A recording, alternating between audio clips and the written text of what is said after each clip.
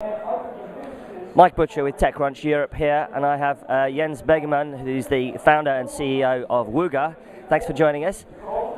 You are actually on a panel about social games here, and Wooga has made some pretty interesting announcements. It's now in the top 10, certainly in the top 10 of social gaming companies now.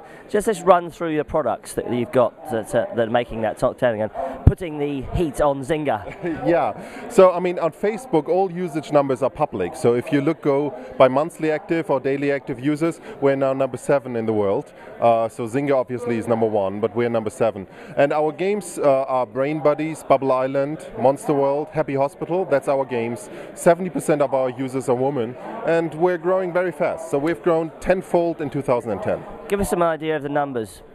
Yeah, so we've got 15 million monthly active users, and daily active users is 2.6 million. And yeah, as I said, tenfold growth in 2010. And what's the special sauce that you've got with the games that you're producing? I think we have a very, very big focus on quality, and that pays back, because virality is much more difficult on Facebook. It's much more difficult to get viral spread. Therefore, every user you win, you have to treat like a gold nugget and really keep them and make sure they are engaged. And I think that's what we do with very high quality games. I see, and the panel that you were on, you were talking about the future of social gaming. One of the things is that about social games is that they brought in a whole new population into the gaming world that previously hadn't really participated in games. What do you think the next phase is? Yeah, so I mean, so far the games industry has only focused on gamers, right? They only did products for gamers, which is like 10 or 20% of the population.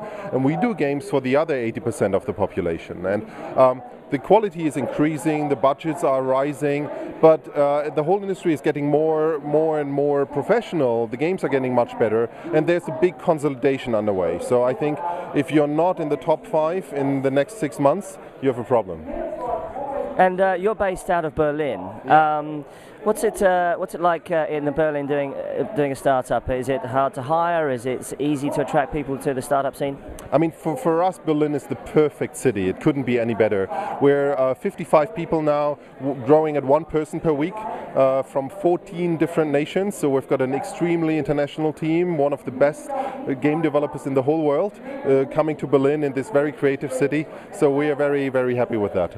Right, excellent. And lastly, what about raising money? Have you the investment scene? What's it like being an entrepreneur in Germany right now? I mean, we see it very positively. So we have got a London-based lead investor, which is Balderton Capital. They invested €5 million 1 year ago, and it's very international, really. The European tech startup scene. It's very international, and as I said, I mean, so far our growth is very fast. We're number 7 in the world in the space of social games, and our goal is in 1 year, when I stand here again with you, to be number 3, and that's our ambition. Well, unfortunately, in 1 year I won't have grown any taller, but and certainly you won't be any shorter. But thanks very much for talking to TechCrunch, Jens. Thank you, Mike. Thanks. Thank you.